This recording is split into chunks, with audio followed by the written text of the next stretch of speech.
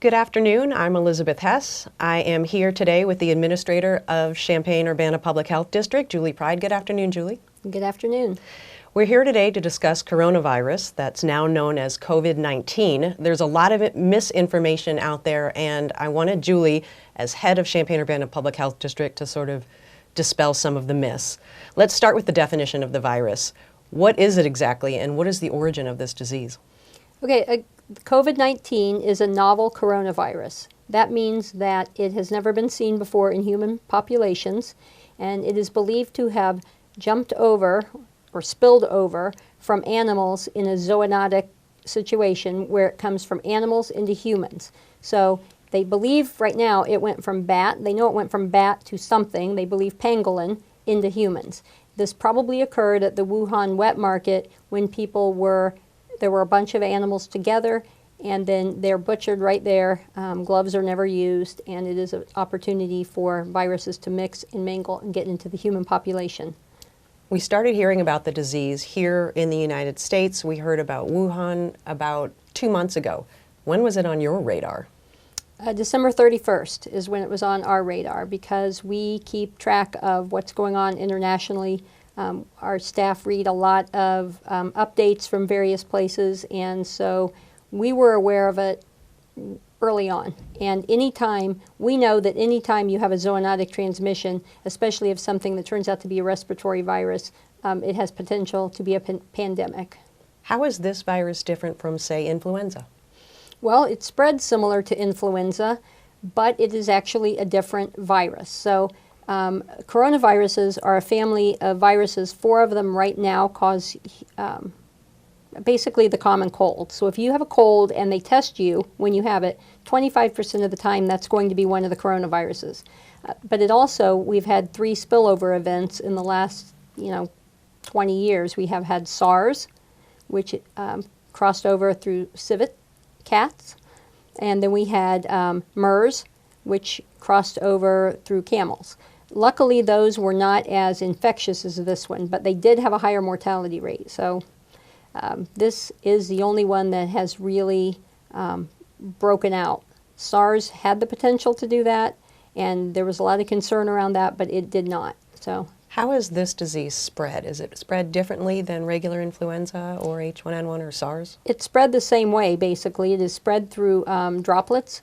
Respiratory droplets. It's spread through coughing and sneezing.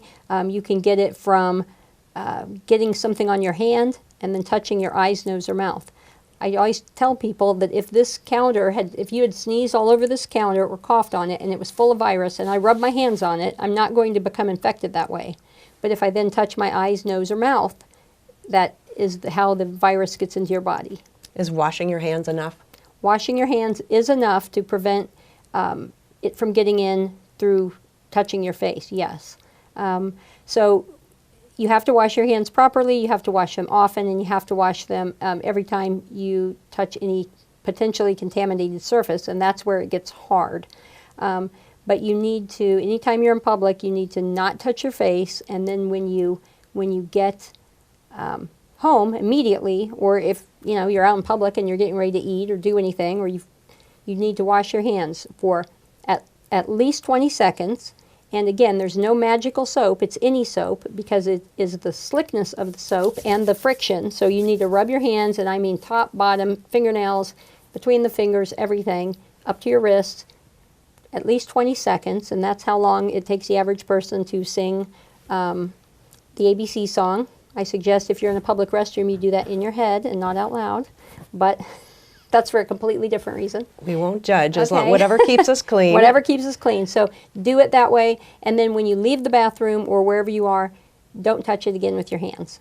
Assume that the door handles and public surfaces, assume that they are contaminated. At first we were told face masks would reduce the spread of the virus, and now we're being told that that's not true. What's the truth? Well, it is not recommended at all to wear face masks. No one really said to wear face masks. We see it a lot. I mean, people do it. They just naturally do it. But what you're seeing are the surgical masks, and those are what you are to wear if you are ill and you have to be around people. That's to prevent you from getting your germs out into the public.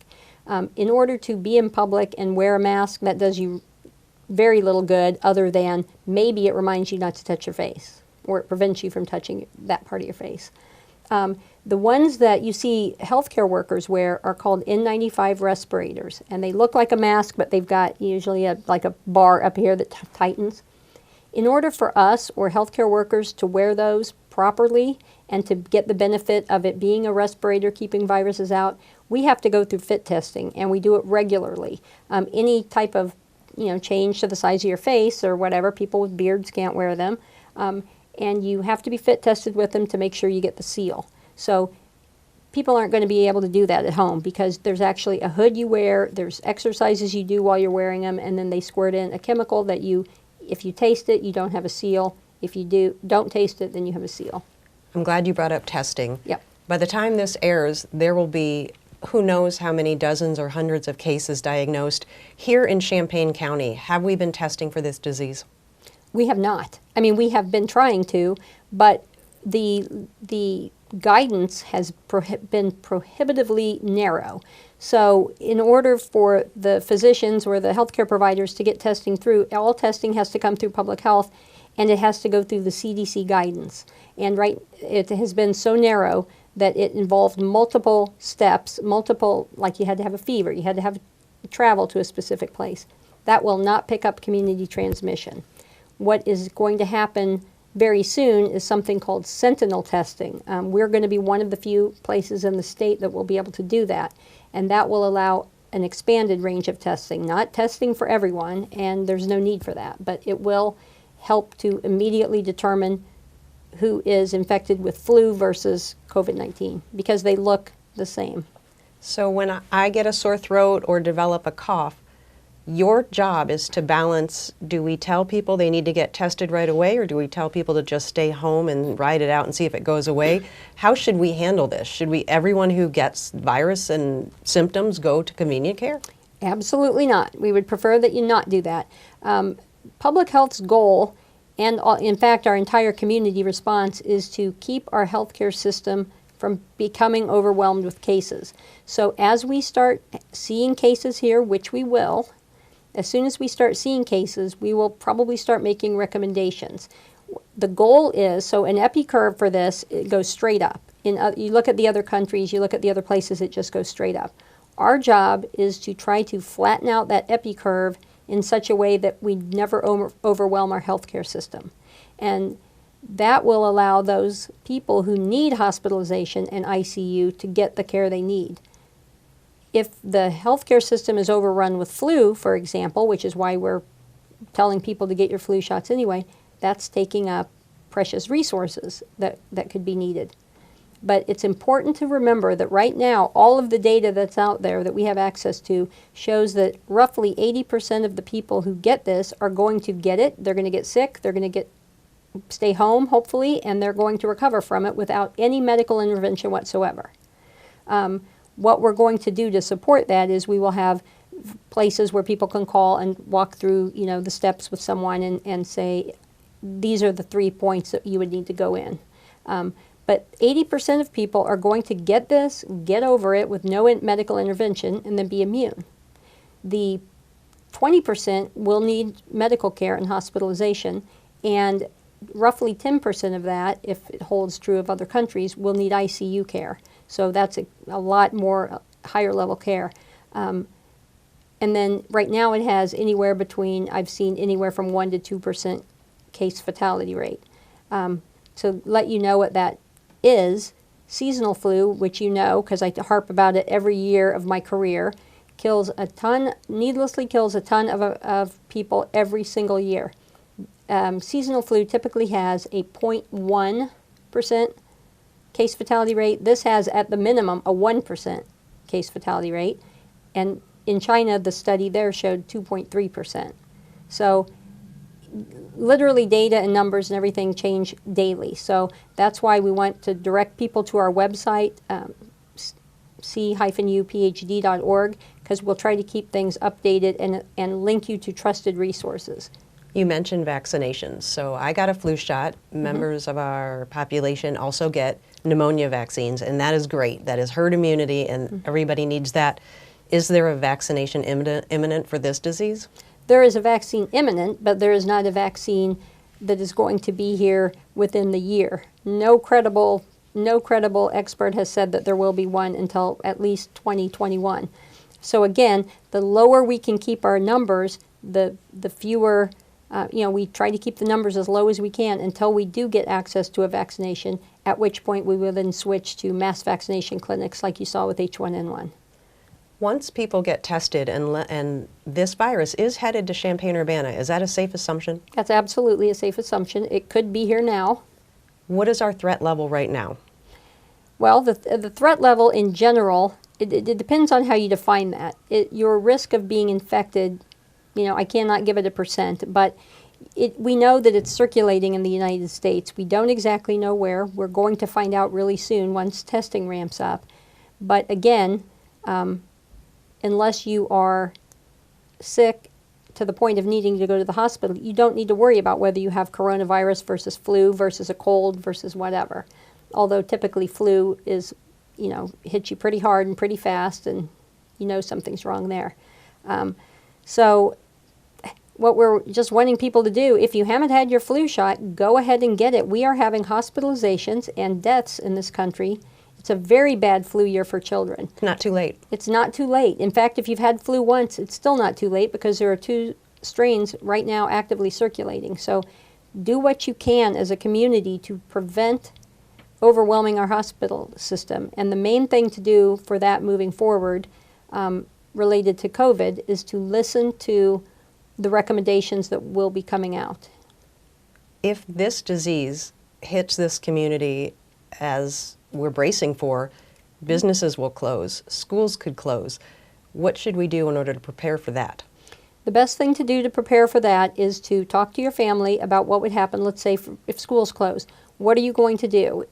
What are your kids going to do? You need to make plans for that. You need to make plans for having enough food and over-the-counter medication and prescription medications that you will need in the house. We don't want somebody to be homesick. We don't want you leaving your house when you have the flu either. But if you are sick and you have to go to the pharmacy to get your fever reducer or your decongestant or your cough syrup, you're exposing other people. So we really want people to be able to stay in their homes, have enough food, have enough everything to get you through until we suggest that it's safer to go out in public. I'm worried about the kids, though. Let's say the schools do close, and there are close to 10,000 kids in this community that are free or reduced lunches. What happens to them if the schools are closed? Well, we are working on that actively. I can tell you that we're going to need help from the community for that. That is not going to be something that we're going to be able to do. We're going to need someone in our community to take the leadership on that and to be able to start raising funds and getting money into some type of a fund so that we can have enough money to get the meals purchased, even if they're basic meals that we're purchasing through the food pantry. The fact is, some of the kids in our community, they get 1 meal a day, and that is their school lunch. And we cannot, this is not a community who's going to leave anyone behind. I know that because I've worked with this community for a long time. This is not a community that will leave anyone behind. No, it's not. So, we have the most amazing, creative, generous, innovative community that exists out there. So people will figure this out. I'll let them know the needs and it'll get figured out. I know that.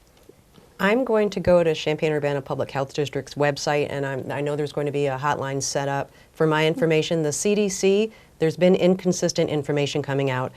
One of the pieces of information that this disease will die when it gets warm. That was one of the earlier pieces.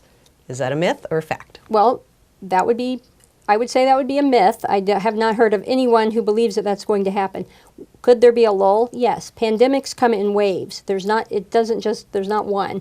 Pandemics come in waves. A pandemic just means worldwide spread. So it's in the southern hemisphere when it's not up here. It's going to continue circulating. That's how it is with flu.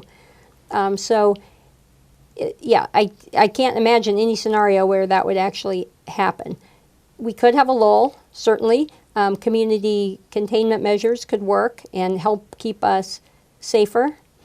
but I don't look for it to go away. No, that's just not realistic. Should we cancel plans at this point if we had international or domestic travel plans? Is that something we should do? I am getting all kinds of questions about that, and what I have to tell people is right now there is no guidance, at least for domestic travel, there is no guidance out there for that. That is an individual decision.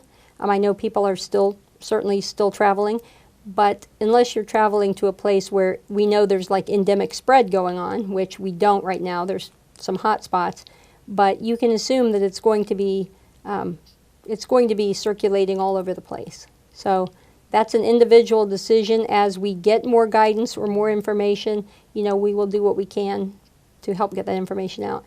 And we do have an email for people who would like to ask questions. That's coronavirus@c-uphd.org. Okay, and if we could possibly get that graphic up, and we will have people calling the city of Urbana, calling the city of Champaign, calling your office. Tell me a little bit about the makeup of your staff and who's on the front lines of helping get information out there. Okay, so we have, as soon as we get our first case in our community, CU Public Health will open our Emergency Operations Center. We have been meeting with the University of Illinois group, the Infectious Disease Work Group, since January. We've been meeting with the Regional Emergency Planning Group since January. So we are talking to everyone, about trying to keep everyone up to date on what's going on. What we don't know, is what we can't do is just go to like every single meeting. We are relying on people to go to our site and look at that.